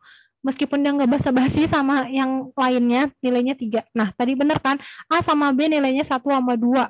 Karena mengabaikan kakek tersebut. Kayak ini loh kondisi khusus, kondisi spesial, lansia, bumil, kayak gitu, busui, kayak gitu. Harus didahulukan. 5. Boleh ada yang mau bantu bacain yang kelima? Raise hand. 1, 2, 3. Oke. Pandu raise hand. Allah makasih. Boleh deh, ada 2 partisipasi. Siapa aja yang mau baca yang kelima? Saya memiliki janji bertemu dengan seorang klien. Namun dia tidak datang sama sekali ke tempat. Pesan saya adalah A. Meminta penjelasan atas ketidakdatangannya. B. Menjadwalkan ulang janji pertemuan tersebut. C. Marah dan membatalkan semua kerjasama dengan klien tersebut. D. Membalas dengan tidak hadir pada pertemuan berikutnya. E. Menolak penjadwalan ulang janji. Oke, makasih. Oke, jawabannya adalah A. Oke, kita lihat bareng-barang. Sikap saya ketika kita ada janji sama klien, ya kita tetap harus menghargai klien ya, meskipun dia datangnya terlambat. Kita lihat banyak yang pilih A nih di sini. Kita lihat minta penjelasan atas ketidakdatangannya. Ini adalah sesuatu yang normal terjadi ketika teman kita nggak datang atau klien kita atau kita janjian orang yang nggak datang, kita, ya kenapa nggak datang Bu, kayak gitu. Apa alasannya? Baru kemudian kita bikin jadwal ulang, bener nggak? Makanya sepertinya nilai poin A itu lebih besar daripada nilai poin B. Oke, kita keep yang A dan B. Yang C, marah. Aduh, udah pasti nilainya kecil. Yang D, membalas dengan tidak hadir. Ini negatif banget ya, negatif banget vibe-nya. Yang C sama D. Yang E, menolak penjadwalan ulang janji ketemu. Udah jelas, C, D, sama E ini pilihan jawaban yang pundung. Berarti A sama B nilainya bisa 5 dan 4. Coba kita cek jawabannya. Oke, benar. Ternyata yang A jawabannya 5. Karena senormalnya kalau nggak bisa datang kita nanya dong kenapa alasannya nggak bisa datang. Kayak gitu.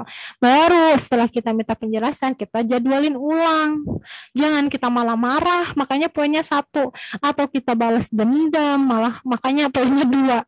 Atau kita malah nolak, udah aku nggak mau lagi janjian sama kamu misalkan. Maka poinnya 3. Gitu teman-teman. Lanjut lagi ya. Ingat ya, just for your information, waktu kita sampai jam 9, tapi nggak apa-apa ya, aku selesaiin sampai 10 soal dulu aja. Oh ya, karena kita nanti bakal ada pretest sih. Lanjut ya, nomor 6. Kita lihat sikap saya.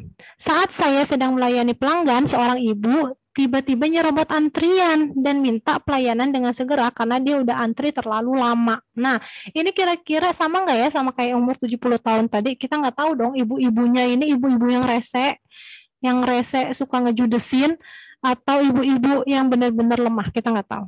Sikap kita adalah meminta untuk kembali ke antrian. Jawabannya apa nih? Meminta ke antrian dan tetap melayani sesuai antrian, meminta izin pada antrian yang dia lewati untuk melayaninya terlebih dahulu daripada membuat ribut. Masalahnya kalau kita ngedahuluin ibu-ibu ini, padahal misalkan dia bukan lansia atau dia bukan bumil atau dia bukan busui, malah kita bikin keributan yang baru, banyak yang bakal komplain. Yang D, mendiamkan dan tidak mempedulikannya. Makin marah ibu-ibu ini, udah dia nyerobot. Kayaknya kalau ibu-ibu ini nyerobot, kayaknya dia rese. Kalau kita diamin, kita abaikan, nggak dipeduliin, dia bakal tambah rese. Ya enggak? Terus meminta teman untuk melayaninya. Kita lihat dong kondisi teman kita waktu itu gimana, kayak gitu. Lagi banyak job nggak sama kayak kita, antriannya gimana. Kalau kita malah teman kita antriannya panjang, kita ngelempar ke dia kan juga bukan sesuatu yang bertanggung jawab ya. Jadi kalau aku kayaknya poin 4 atau poin 5-nya ada di pilihan A atau B. Yuk kita lihat. Banyak yang jawab B sih kalau di sini. Iya, benar. Udah pada jago nih teman-teman semuanya nih ngejawab TKP-nya nih. Jawabannya B, benar. Yang B poinnya 5, kita minta untuk kembali ke antrian dan tetap melayani sesuai antrian. Karena kita nggak tahu ibu-ibu ini ibu-ibu rese apa ibu-ibu yang benar-benar urgent kayak gitu. Yang A minta untuk kembali ke antrian, tapi kita ingat harus tetap beradab dan sopan. Nah, benar kan tuh lihat. Yang C itu yang ketiga. Kita izinin ke antrian untuk dilewatin daripada ibu-ibu ini rese ribut, bikin ribut.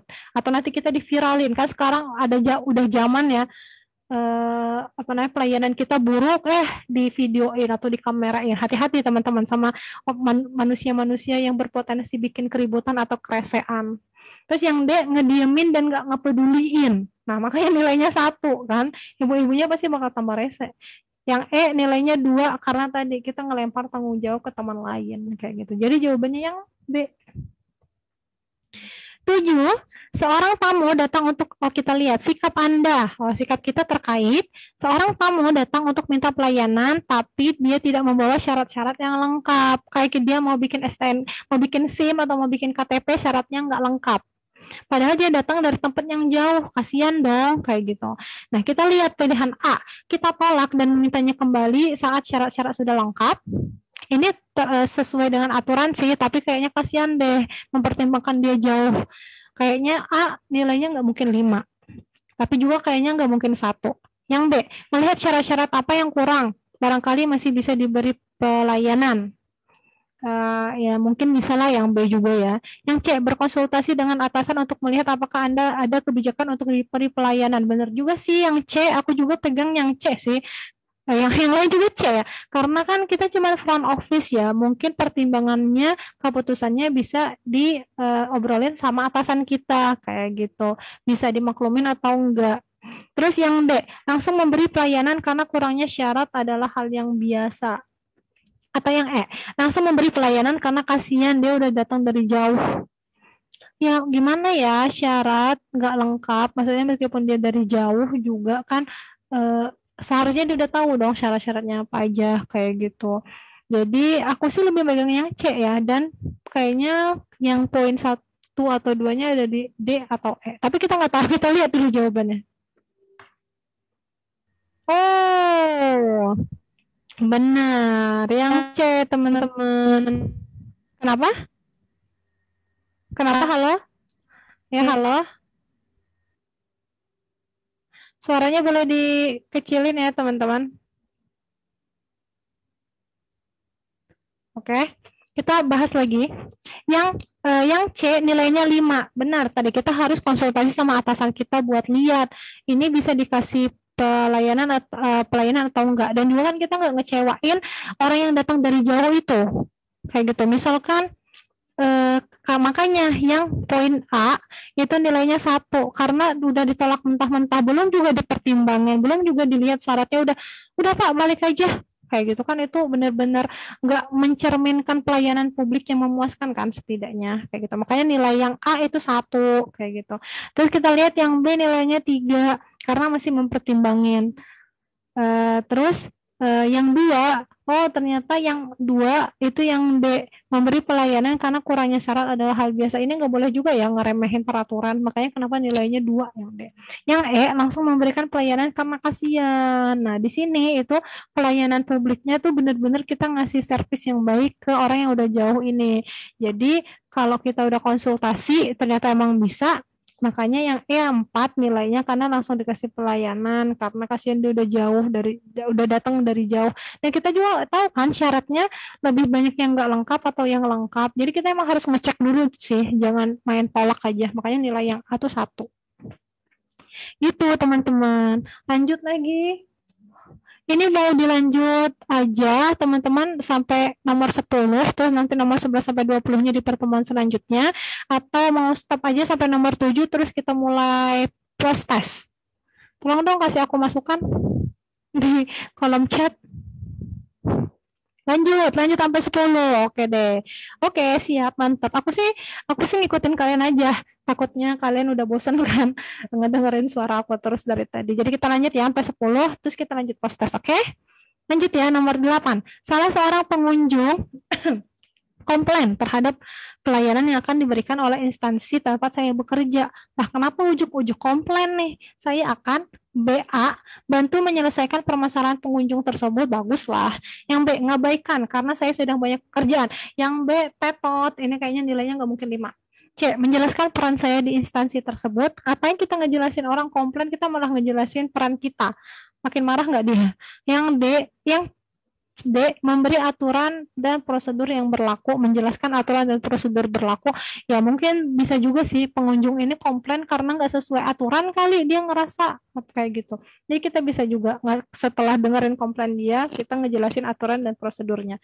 Yang E, mencatat dan menyampaikan keluhan pengunjung pada pimpinan atau atasan di instansi. Benar, aku lebih pegang yang E. Karena apa-apa kalau komplain kita terima dulu dengan baik, terus kita obrolin ke atasan. Benar nggak? Tuh, benar kan? Jawaban yang paling tepat adalah yang E, nilainya 5. Kita catat komplainnya, kita kasih ke atasan. Kita sampaikan ke atasan. Terus yang D, menjelaskan aturan dan prosedur yang berlaku. Karena bisa jadi dia komplain itu karena nggak sesuai dengan aturan atau dia nggak paham aturannya. Nah, tadi kan mengabaikan nilainya pasti 1. Terus ujuk-ujuk menjelasin peran kita ketika orang komplain nilainya 2. Nggak banget B sama C nih. Yang A itu mendingan nilainya 3 karena kita ngebantu menjelaskan permasalahan pengunjung tersebut kayak gitu. Tapi yang 3 ini kayak yang bagus sih kayak gitu. Tapi kita emang harus tahu dulu akar masalahnya karena nggak semua masalah itu bisa kita selesaikan. Ada yang harus disampaikan dulu ke atasan gitu. 9. Masih bisa bertahan kan teman-teman? Ya, jangan lupa ada yang ngantuk lah. Oke, lanjut lagi. 9. Sikap Anda ketika saat Anda dan teman-teman Anda melakukan pelayanan, tiba-tiba seorang ibu-ibu marah karena pelayanannya nggak sesuai dan marahin teman Anda sampai nyakitin hatinya. Oh, mungkin Anda tuh sebagai penonton orang ketiga lihat ibu-ibu marahin teman kalian dan kata-katanya itu nyakitin hati teman kalian. Kita lihat yang A, diam saja karena tidak ada urusan dengan Anda. Ini terlalu apatis sih. Tapi nggak mau cari masalah juga. Yang B, nenangin ibu itu lalu ngarahin ke bagian pelayanan untuk dilayani dengan baik. Kayaknya yang B nilainya lebih mendingan daripada yang A. C, nenangin ibu itu sambil menjelaskan bahwa apa yang dilakukan menyakiti hati temannya. B sama C nilainya masih mending daripada A. Kayak gitu. Ibu-ibu jangan kayak gitu ngomongnya ibu. Kita ngomongnya dengan baik-baik aja ibu. Jangan maki-maki kayak gitu. Mungkin kalau disampaikan dengan baik boleh lah ya. D, nenangin ibu itu dan minta maaf. Kayaknya B sama C nilainya masih lebih mendingan daripada A sama D. Yang E, marah dan ngajakin teman untuk nggak ngelayanin ibu. Yang E ini the worst answer, kayaknya lebih parah daripada yang A. Itu kayaknya nilainya 1. Tapi aku nggak tahu, kita lihat dulu jawabannya. Oh, ternyata jawabannya bener, yang B. Nenangin ibu-ibu itu terus kita arahin ke bagian pelayanan biar dilayani lebih baik. Atau kita nenangin ibu-ibu itu terus ngejelasin ibu jangan kayak gitu ngomongnya, kasihan teman kita obrolin baik-baik masalahnya di mana, kayak gitu kan. B sama C nilainya bagus, 4 atau 5. Nah, baru deh diam saja karena nggak ada urusan sama kita, apatis. 1 nilainya. Terus malah marah. Terus kita ngasih tahu teman-teman kita, apa sih kalau kayak gitu tuh menghasut teman-teman kita, jangan ngelayanin ibu itu, jangan. Nah, nilainya 2 kan. Yang 3 cuma nenangin ibu-ibu itu dan minta maaf tapi nggak ngasih solusi. Jadi jawabannya yang tepat adalah yang A, yang B, 5 nilainya. Terakhir, sikap saya ketika saya bekerja di sebuah instansi pelayanan masyarakat. Suatu waktu saya sudah jam pulang dan saya hendak menutup pintu, datang seorang masyarakat ingin minta pelayanan. Nih, paling sering di bank paling sering udah mau dekat jam 3, sistemnya udah mati, udah dimatiin, udah close sistemnya, tapi masih ada aja pelanggan yang datang, ya enggak. Jadi sikap kita adalah kita lihat yang A, melihat apakah saya masih bisa melayani kepentingannya. Karena kan emang udah jam pulang ya, udah jam tutup operasional kayak gitu. Jadi kita skip dulu yang A, bener juga sih. Kita lihat dulu, kita tanya, Ibu, Bapak, apa yang bisa dibantu? Oh maaf, kalau yang ini cuman bisa besok kayak gitu, sistemnya sekarang udah tutup kayak gitu. Yang B, meminta untuk datang kembali esok hari, sama aja sih, tapi kayaknya lebih mendingan yang A ketimbang yang B.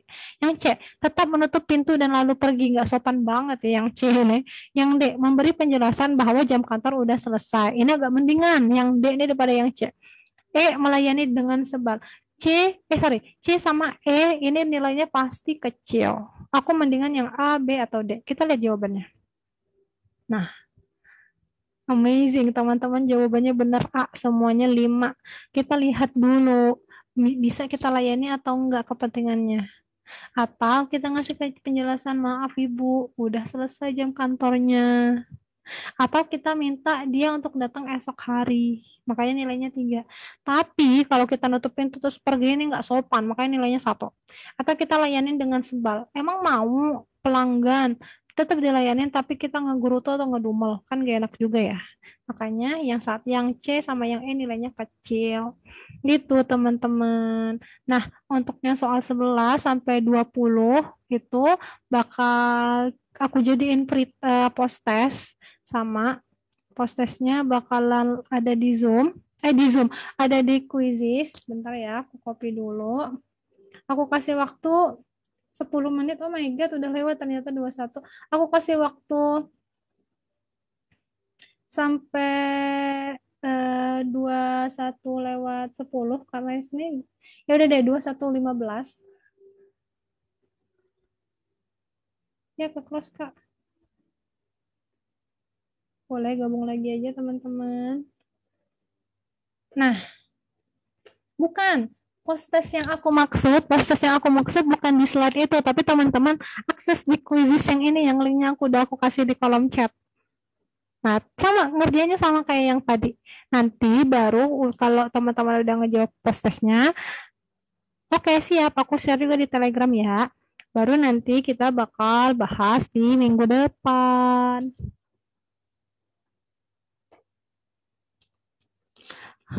Aku tadi udah rekam kan? Ya udah. Aman. Nah, silahkan ya buat teman-teman aku. Wow, ada 80 orang yang berpartisipasi bareng aku malam ini. Aku mau mengistirahatkan tenggorokan aku terlebih dahulu. Jadi teman-teman boleh deh aku kasih waktu sampai 21:15 buat ngerjain pretestnya, post testnya ya. Aku bakal cek juga nih.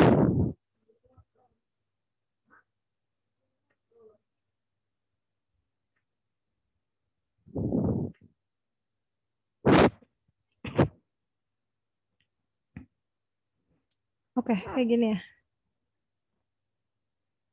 Oke, makasih Kak Sinta. Oke, silahkan teman-teman buat dikerjain post testnya. Aku kasih waktu.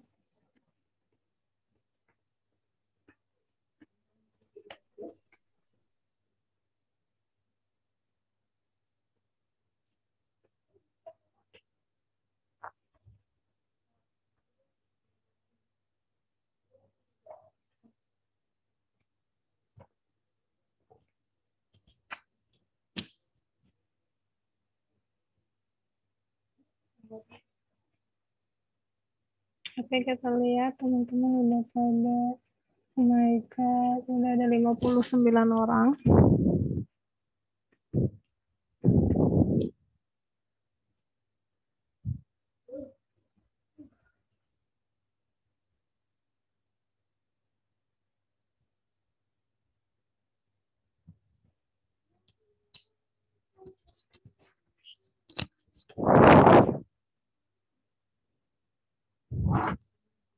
Oke, masih belum ada yang selesai ya.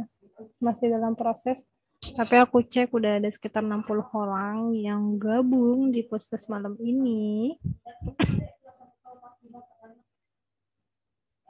Ayo kita lihat nih, kita kan udah belajar tentang konsep dan materi dari pelayanan publik. Semoga post testnya nilainya bagus-bagus.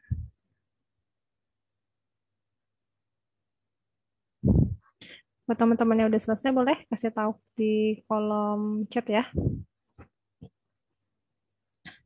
Nanti pembahasan post testnya ya di Quizizz bakal kita bahas bareng-bareng di minggu depan. Sama nanti aku bakal tambahin soal-soalnya. Aku usahain cari-cari yang FR-FR terbaru di tahun 2019 ya.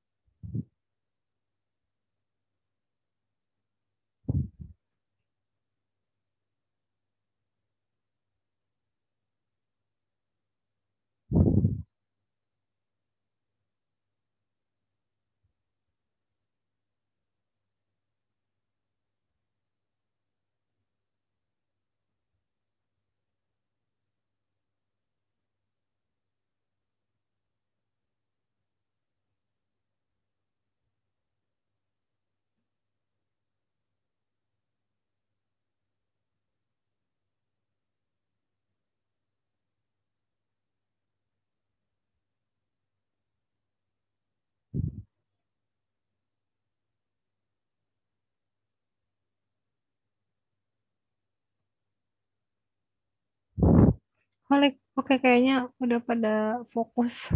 Semuanya pada fokus kerjain kuisisnya ya.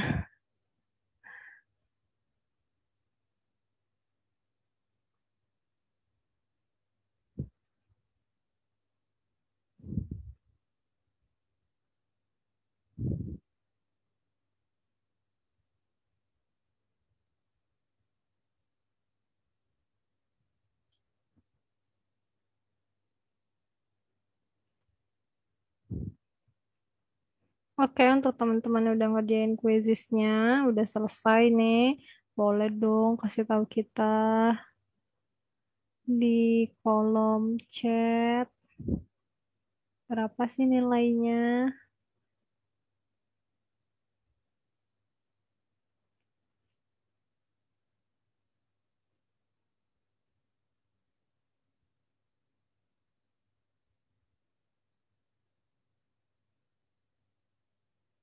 Masih belum ada yang selesai ya? Akurasinya masih di atas di bawah 60 semua. Ayo 5 menit lagi sampai 21.15.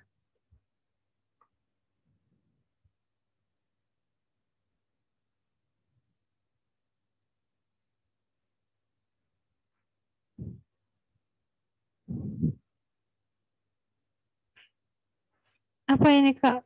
Kak Ahmad Zulfahmi, kenapa? 550 maksudnya.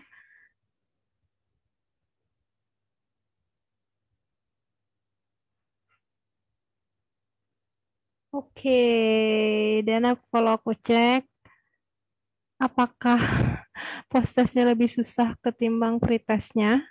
Karena kalau aku cek, teman-teman, atau mungkin ini udah kemalaman atau gimana, karena belum ada yang akurasinya 100%, dan rata-rata sih masih di 80%, 80 atau 90%. Tuh, sudah skor. Benar 7. Oh, skor yang Kak Fahmi tadi 5.550. Cena. Oke, mantap. Oke, keren-keren nih teman-teman semuanya. Nanti bakalan kita bahas ya untuk jawabannya di minggu selanjutnya. Jadi prioritasnya beda. Maksudnya gimana? Maksudnya gimana?